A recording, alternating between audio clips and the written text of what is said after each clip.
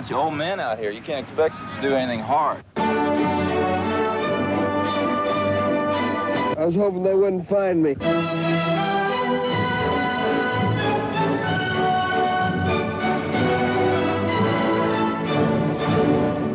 What you've been looking at is that very special part of baseball life called spring training. Now, that's the time when every team's training camp is filled with hope and phenoms. Now, unfortunately, most of the time, neither the hopes nor the phenoms last too long. Hi, I'm Joe Garagiola, and I'm going to be your host for what we call Baseball, Fun and Games. Now, when you have a title like that, where do you really start? Well, we could do what Casey Stengel did in his very first spring training meeting with the very first New York Mets team he ever gathered. He got them all around him for a meeting. He looked at them for a minute, and then he held up his hand and said, "Gentlemen, this is a baseball." Do you know 4 guys didn't know what that was? Any discussion of baseball now has to start with the pitcher. Now, there are some people, I know that, like my former managers and teammates of mine. I'll guarantee you, if you run into them, they're going to tell you, only thing he knows about pitching is that it's tough to hit. Well, that's not quite accurate. I proved the theory in baseball. I proved that it was tough to hit. But I do know some of the basic things about pitching, and I would like to illustrate some of them for you. For example, I knew of a pitcher. Now, keep in mind, when a catcher signals a pitcher, it's 1 for a fastball, 2 for a curve. That's pretty basic. 3 for a slider or 4 for a knuckleball, okay? 1 fastball, 2 curve. This pitcher, he had real good curveball. I mean, it was spinning good, but his fastball didn't have much on it. Finally, the catcher calls time, goes out to him and says, "What's the matter? Your curveball's breaking good, but your fastball, you don't have too much on it." You know what the pitcher said? He said, "Call for that 2-finger ball. I can get a better grip." Can you imagine if he'd have called for a 5-finger ball? So the basic thing is the grip. Learn to grip the ball properly. That's what you have to do. And then, of course, we all know the importance of good balance. And most important of all is control.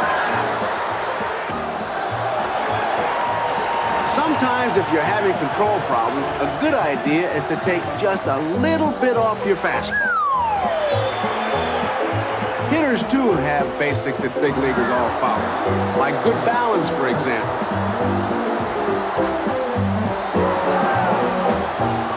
And, of course, a good grip is essential for a big league. What you're looking at are some examples of what the late Mr. Branchwick used to call the purpose pitch. And the purpose was to separate your head from your shoulder. That was the purpose. And some guys take these things personally.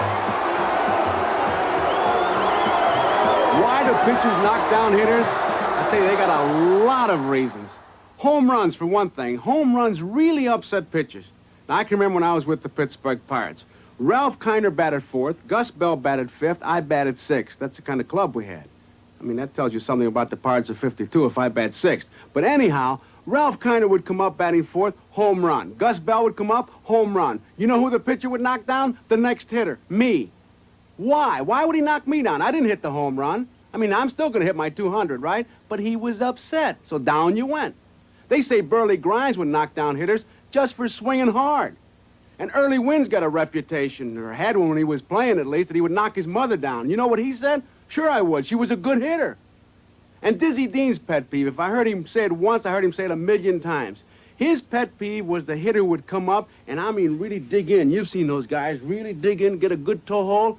Old Diz would holler from the mound, "Dig yourself a deep one, sonny boy, because old Diz is going to bury you in it." Now, baseball is like other sports in the fact that most people do overlook the importance of defense. Me, I am partial to well-executed defensive plays in baseball. And so, here are some more basics to keep in mind. The first rule for an outfielder is to get under the ball.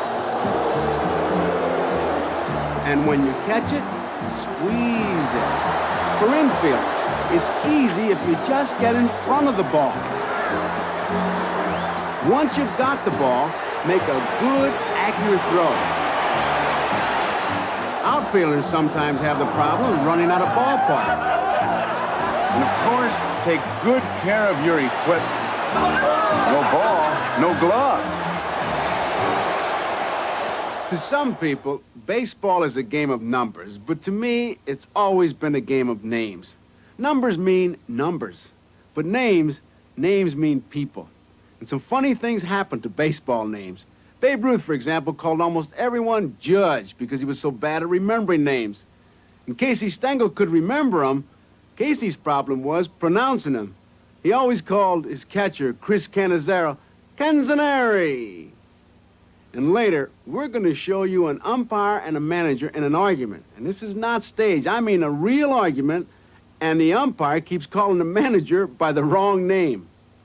Now, why am I talking about names? Let me tell you. Have you ever noticed how every time one baseball fan meets another, they seem to challenge each other with questions? I know what happens to me. It's got to happen to you. So, since I'm a baseball fan and you are too, I've got some questions to put to you. Now, not going to be too tough. I mean, these to start with. Just something to get us going, okay? Now, in each case, what I'm looking for is a name. Ready? What we're looking at is one of the most famous catches in World Series history. Now, the man who made it is Ron Swoboda of the New York Mets. The Baltimore player who hit the ball was named Robinson.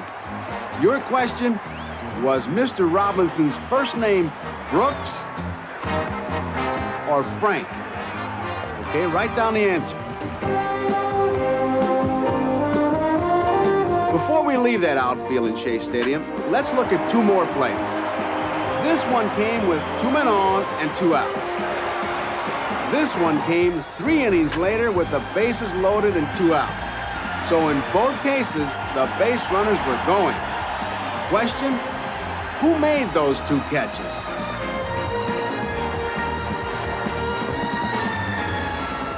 And this was one of the most exciting moments I ever broadcast.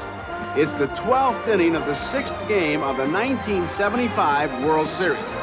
Now, the Cincinnati Reds had already won 3 games, so Boston had to win or go home. And with one swing of the bat and some body English, boy, that would have made some pinball players real happy, the Red Sox won the game. Since I said in the beginning that these would be easy, I'm only going to ask you to name the man that hit the home run. But if you'd like a real challenge right here, tell me, who was the pitcher?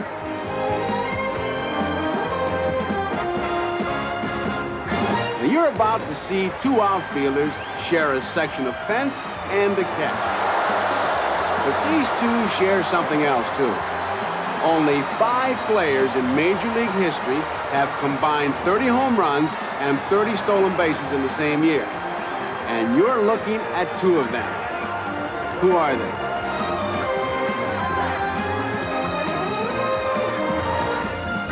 Okay, here are the answers. Ron Swoboda made this great catch on Brooks Robinson. And the man who goes so fast and so far to both his left and his right is Tommy Agee. The home run was hit by Carlton Fisk, and I'm sure you had that. But the pitcher, it was Pat Darcy. And the 2 great hitters who ran into each other one afternoon in Candlestick Park, Willie Mays and Bobby Bonds. No part of baseball sounds simpler or causes so much confusion as running the bases. Something seems to be so complicated about running from one base to the next. I remember when I was with the Pittsburgh Pirates. I'm on third base one day, and that was strange territory for me. Now, let's pretend this is third and second base is over there, okay? And I'm standing here, and I look down there, and there's Brandy Davis, teammate. I know he's a teammate because he was in a team picture with me. I see him in the clubhouse. He's got Pittsburgh across there. He's one of my guys, right? I'm here at third. He's at second. He's got a big lead, and all of a sudden, here he comes. And I mean, he's running. All of a sudden, great slide right in front of me, right here. And I said, Brandy, where are you going? He said, back to second if I can make it. You talk about us being confused. You should have seen those infielders. Anyway, I want you to remember one thing as we look at some rundown plays. Now, the baseball experts, you know, the geniuses, they'll tell you that in a properly executed rundown, the ball is thrown only once. You only throw the ball once, that's all.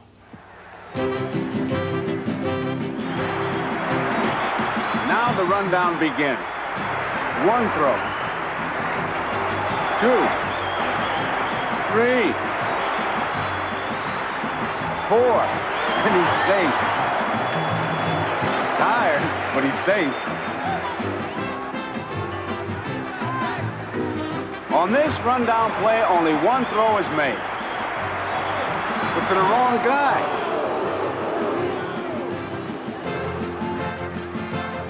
The key word in this rundown play is unnecessary.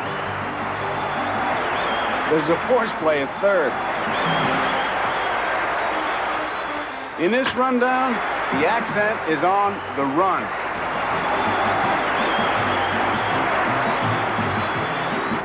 Now they got him trapped. I'll get him. No, I'll get the other guy. He's going to run all the way. Just think if he was paid by the mile. He got the job done. Stolen base, easy. Did somebody yell foul ball? If they did, they were lying, because now he's in a rundown. And he's out. And there are some plays you just don't practice. Enough for a meeting.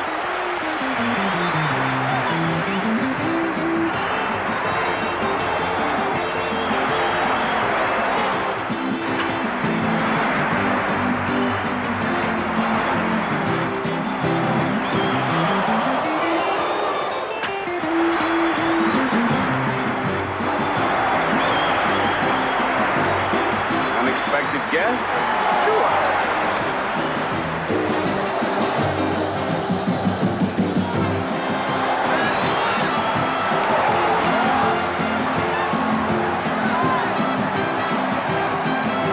Somebody tag me.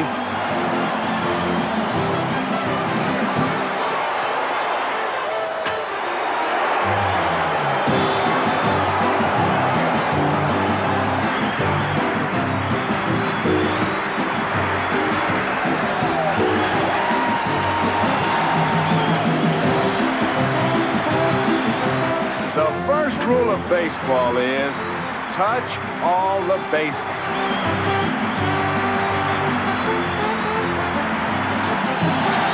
Got to touch the last base. Tag? Missed it. No question about it. And speaking of questions, let's try some more. Now, these will be a little tougher, but still not that tough. Simple questions with simple answers. I like that combination. It's like when somebody asked Houston infielder Ernie Fazio why he had switched bats. See, Ernie was using a 34-ounce bat, and he switched to a 31-ounce bat. And he could have given a lot of reasons, like he was getting jammed with the fastball or the slider was getting to him. But he said, very simply, I switched from a 34-ounce bat to a 31-ounce bat because it's lighter to carry back to the bench when I strike out. And when Fred Patek was asked how he liked being the smallest player in the major leagues, Patek said, it's a lot better than being the smallest player in the minor leagues. See what I mean? Simple questions, simple answers. Now it's your turn. In 1961, Yankee left-hander Whitey Ford topped off the best year of his career by breaking the old record for consecutive scoreless innings in World Series play of 29 2/3 innings. Our first question is, what pitcher held the record that Whitey Ford broke?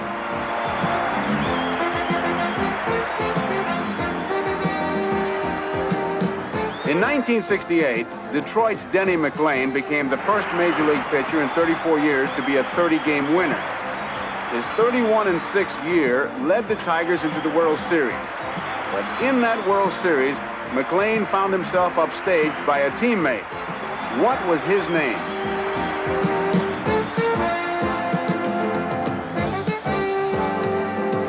In 1964, Bobby Richardson of the Yankees set a World Series record by getting 13 hits, even though his team lost. 4 years later, Richardson's record was tied. oddly enough, by a player who played against Richardson when the record was set.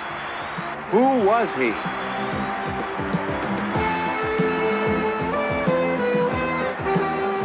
The first man ever to win 2 Most Valuable Player awards was the great Philadelphia A's slugger Jimmy Fox, who did it in 1932 and 1933.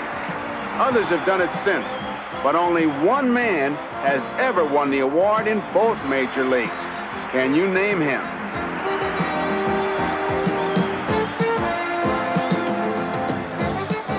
Because the 1954 Cleveland Indians won so many games, 111, and had 4 top pitchers in Bob Lemon, Early Wynn, Mike Garcia, and Bob Feller, some people think that the Indians' pitching staff that year had 4 20-game winners. But only Lemon and Wynn won that many. Only one team in history had 4 20-game winners. Can you name the team and the pitchers?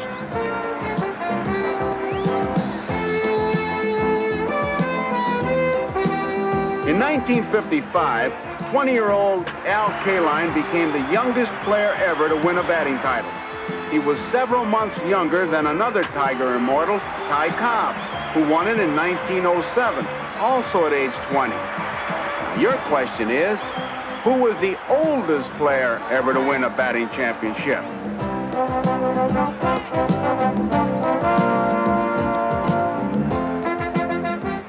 Okay, now it's time for the answers. The pitcher whose record was broken by Whitey Ford was a former Red Sox left-hander who went on to break the hearts of lots of pitchers later on. His name was Babe Ruth. The teammate who upstaged Denny McLain in the 1968 World Series was left-hander Mickey Lolich. In that World Series, McLain had a record of 1 victory and 2 defeats. Lolich won all 3 of his starts. Lou Brock of the St. Louis Cardinals played against Bobby Richardson when Richardson set his record. And 4 years later, against Detroit, Brock tied that record. Like Richardson, though, he did it in a losing cause. The only club that had 4 20-game winners the same year was the 1971 Baltimore Orioles. The pitchers were Jim Palmer, Dave McNally, Mike Cuellar, and Pat Dobson. In 1961, Frank Robinson won the Most Valuable Player award in the National League while playing for the Cincinnati Reds.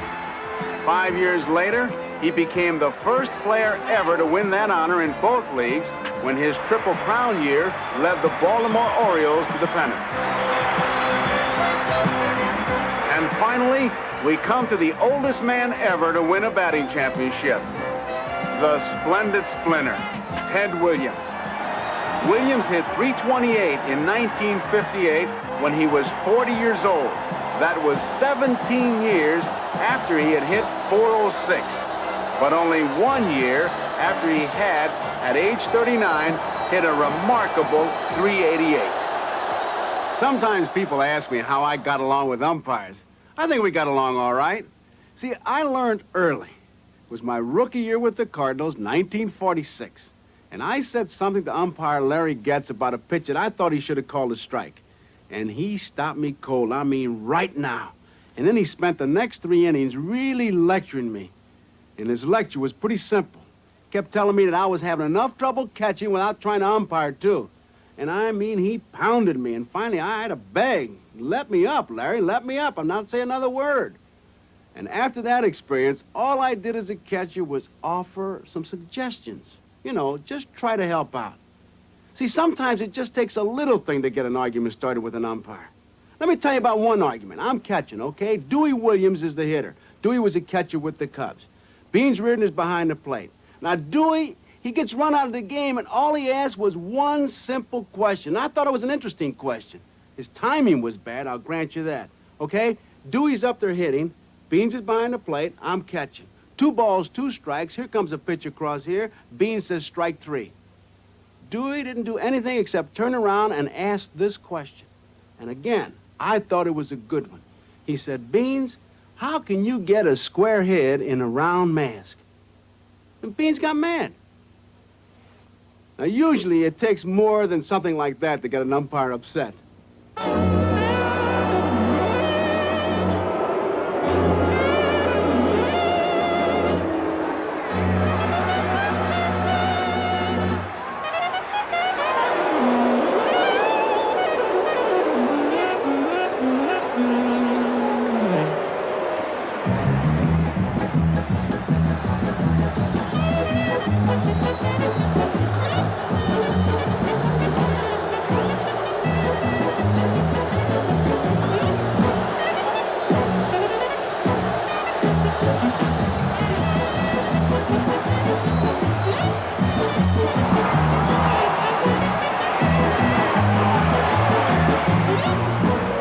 Now, managers have a special word for umpires, and when they say it, the umpire will ask him to leave. There goes Gene Mott. And there's the old major, Ralph Howe, past master.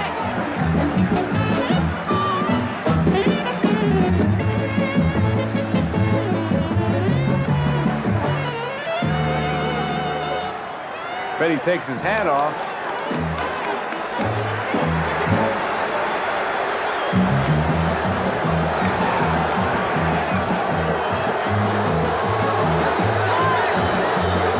He's a kicker and a hat thrower.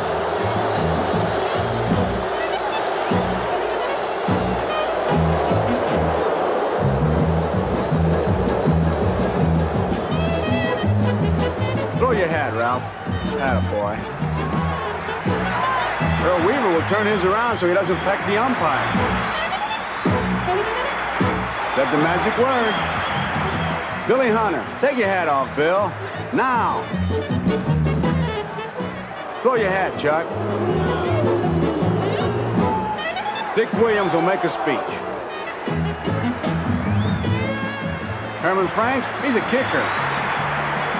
And here's Earl Weaver again. Do your thing, Earl. Go.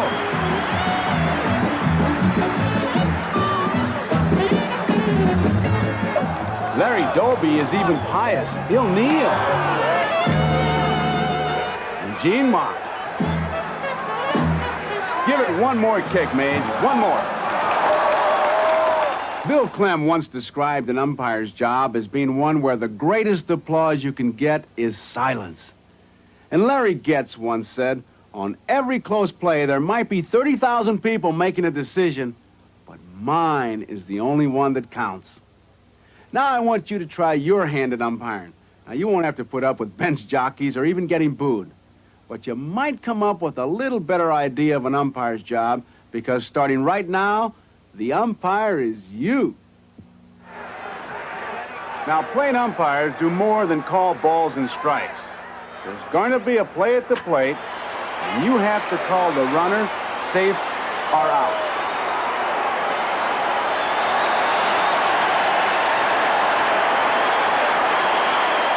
And what do you say?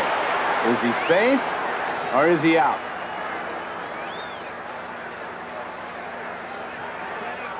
It was a 1973 World Series, and umpire Augie Donatelli called Bud Harrelson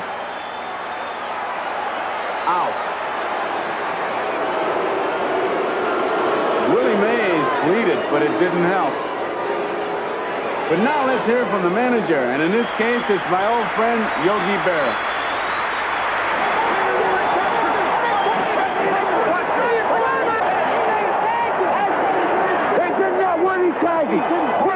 You missed the damn thing.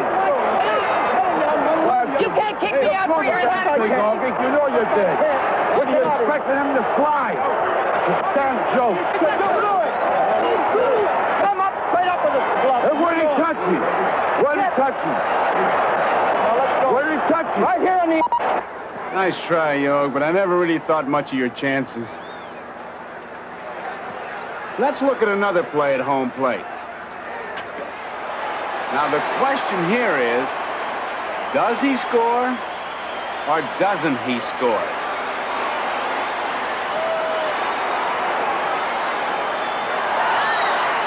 What do you think?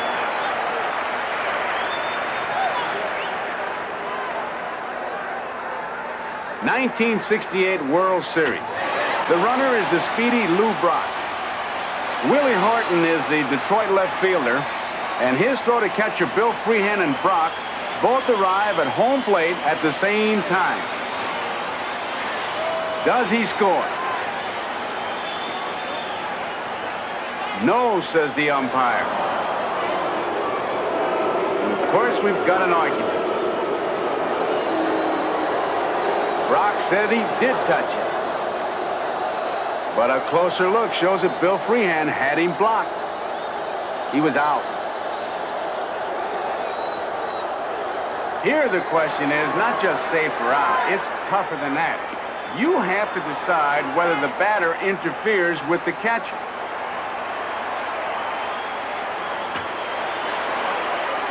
Does he interfere?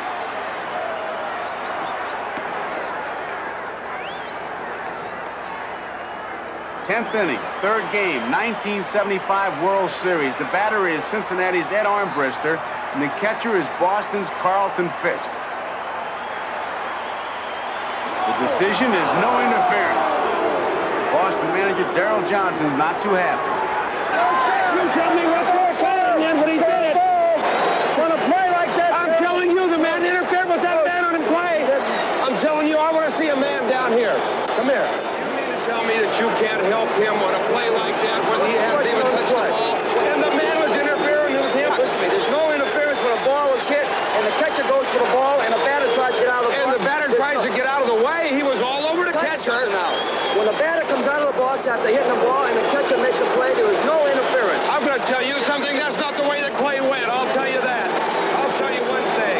I don't know what you're going to make a ruling on that, but I want you to explain exactly what you were looking at when you called the play.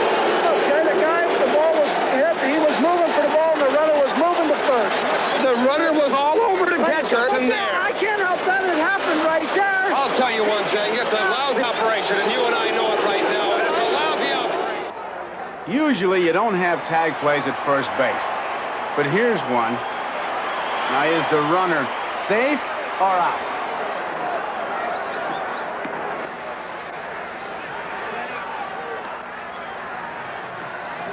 It's the 1970 All-Star Game. Joe Torre grounds to Brooks Robinson, who makes the long throw to Carl Yastrzemski. The umpire says, out.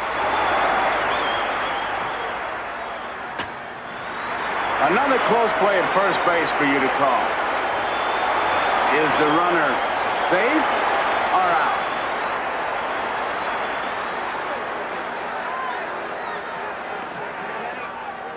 In the 1970 World Series, Brooks Robinson held a clinic on how to play third base. Did he get him? Yes, in time. Lee May is out. This one is a classic. Your job seems to be simple. Is he safe or out?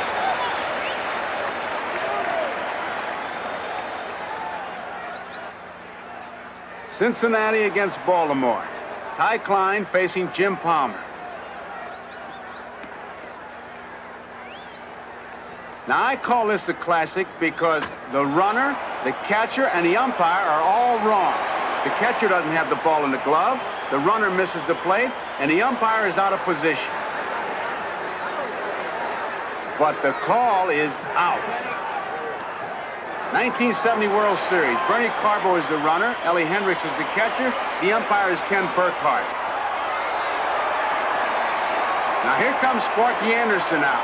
Now, remember that, because Burkhardt keeps calling him Danny. Get out of there. Get out of there. You were right here, and he knocked you over and went around. There's no way possible, Kenny.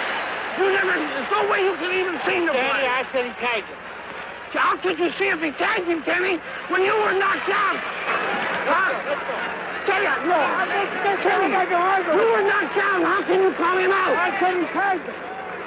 Danny, that's it. The pitcher's throw show that, I promise you that. What starts out as a double steal winds up in a slide play at the plate for you to call. Is he safe or out?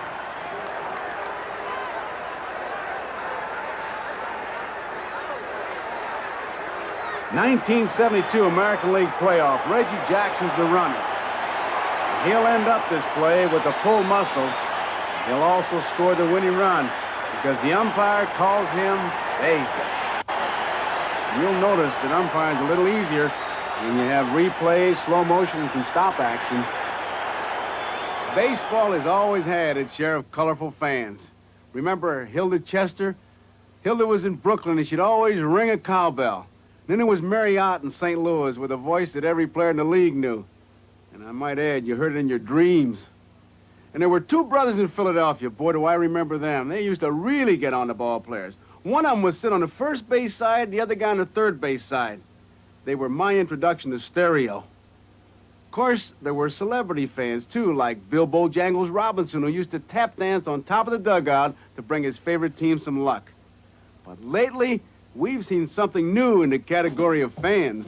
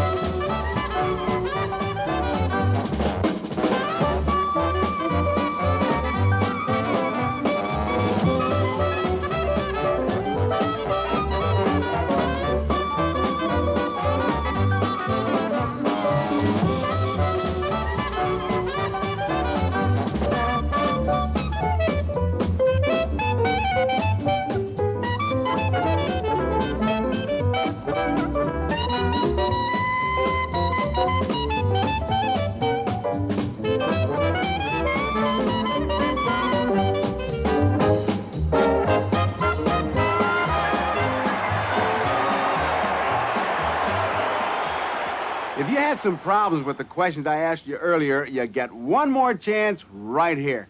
But I gotta tell you now, these are tougher than the others. In fact, these are the kind that you can have some fun with. You know that friend of yours who claims that he knows all the answers to all the baseball questions? I'll tell you what you do. After you're through with these, invite him over and see how he does. Billy Martin is remembered for this key catch that he made on a pop fly in the 1952 World Series. Now, chances are you've seen this footage a lot of times. But can you tell me who hit the ball that Billy caught? Now some questions about my kind of guys. I'm talking about guys that come off the bench for their moment in baseball history. One of the most famous games ever was in the 1947 World Series. Yankee pitcher Bill Bevins was within 1 out of a no-hitter when Cookie Lavagetto's pinch hit scored 2 runs and not only broke up the no-hitter, but won the game for the Dodgers. Your question? Name the pinch runner who scored the winning run.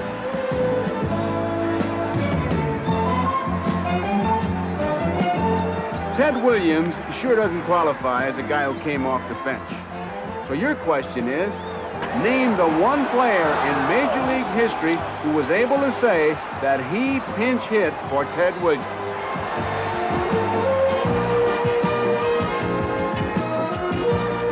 Another guy who didn't have much experience with people pinch hitting for him was Harry Walker. But in 1948, the year that Harry the Hat led the National League in hitting, he was pinch hit for once, and by a pitcher at that. Can you name the pitcher?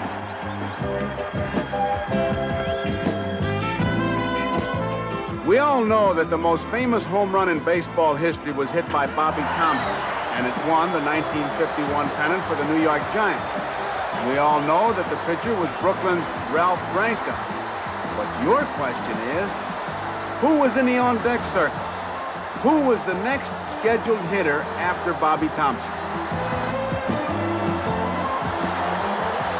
Okay, now it's time for the answer. The player who hit the famous pop fly that Billy Martin caught was Jackie Robinson.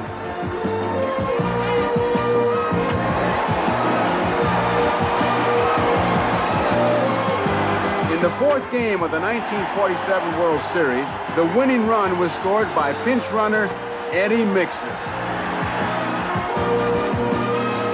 The only man who can say that he once pinch hit for Ted Williams is Carroll Hardy. See, the Red Sox came from way behind in the 9th inning, and Williams was already undressing in the clubhouse. So Hardy got his chance at immortality. The pitcher who once pinch hit for batting champion Harry Walker was Schoolboy Rowe, who was really a pretty good hitter in his own right. If Bobby Thompson had not driven in the winning run when he did in that final game of the 1951 playoff, the next scheduled batter was a rookie named Willie Mays. And now for a bonus question. Name the 20-year-old catcher who got 4 hits in 1 game in the 1946 World Series. I'm going to give you a clue. You're not only looking at him, you're listening to him. You mean no way? I did get 4 hits in 1 game in that World Series. And as the late Casey Stengel liked to say, you could look it up. One of the most famous cliches in sports is the one that says, footballs take funny bounces. Now, I don't disagree with that, but let's take a look at some of the bounces a baseball can take. Or a baseball player, for that matter.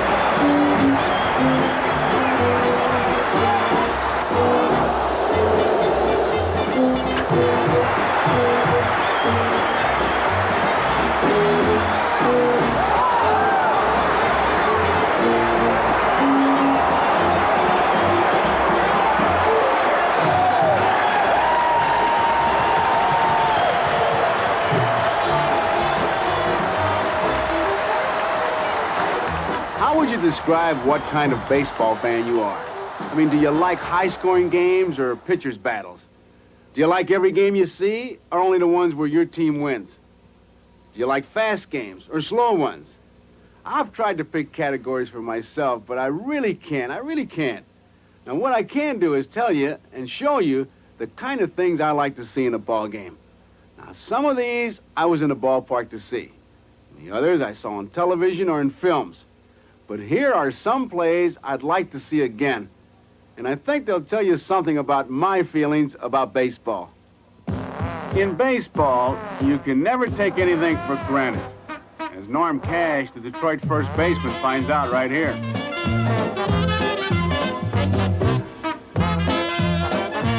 Now, he did everything right. Except he forgot to tag the runner.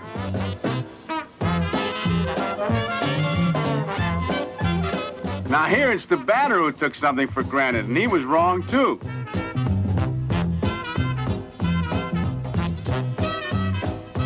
The batter tried to be an umpire. He called it foul, but the third base umpire says fair to the pitcher, to first base, 5-1-3 if you're scoring.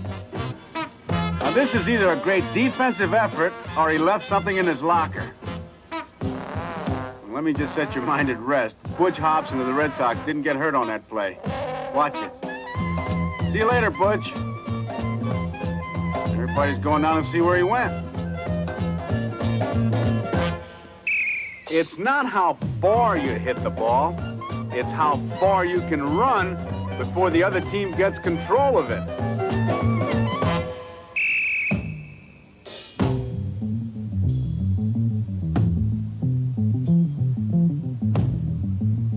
Now this bunt gets exciting. He throws it in the right field. So the man on first, he's going to try to score all the way. Of course, the infielder's going to try to get him. But he throws it past the catcher. The man who bunted the ball, here he comes. 2 runs score on a bunt. This is one of my real favorites. Larry Bittner, diving catch. Where'd it go? It's in his hat. Get it. Watch how perfect that ball lands in his hat. It's in your hat, Larry, your hat. Here is a valuable lesson. Listen to the umpire.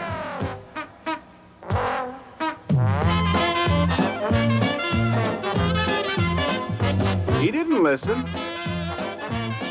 Now he's out. On this play, outfielder Pat Kelly is credited with a different kind of assist. He turns a fly ball into a home run.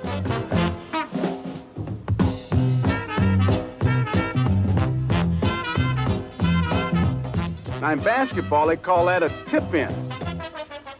But in baseball, that's a no-no. Here is Steve Hamilton and the pitch he made famous, the Folly Floater.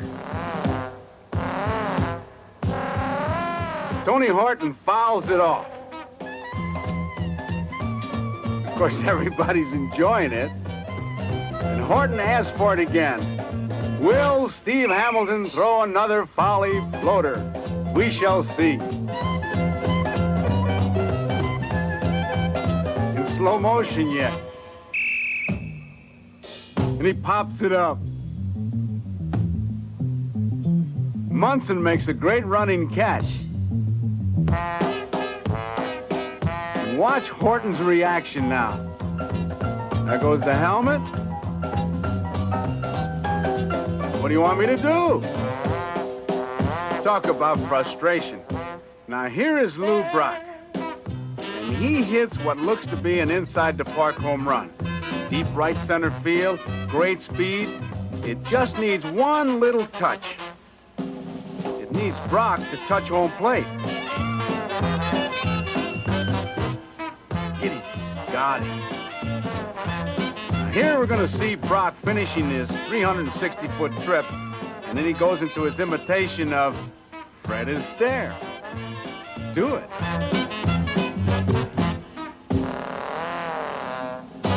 In the beginning, we told you this was going to be called Baseball Fun and Games. Well, you saw a lot of plays from a lot of games, and we sure hope you had some fun. That's what baseball is all about. It's like Willie Stargell says. Willie says, the umpire doesn't say work ball, he says play ball. So you're supposed to have fun. Well, I had fun playing ball, and I had fun with this show. And like I said, I hope you did too. I'll see you at the ballpark.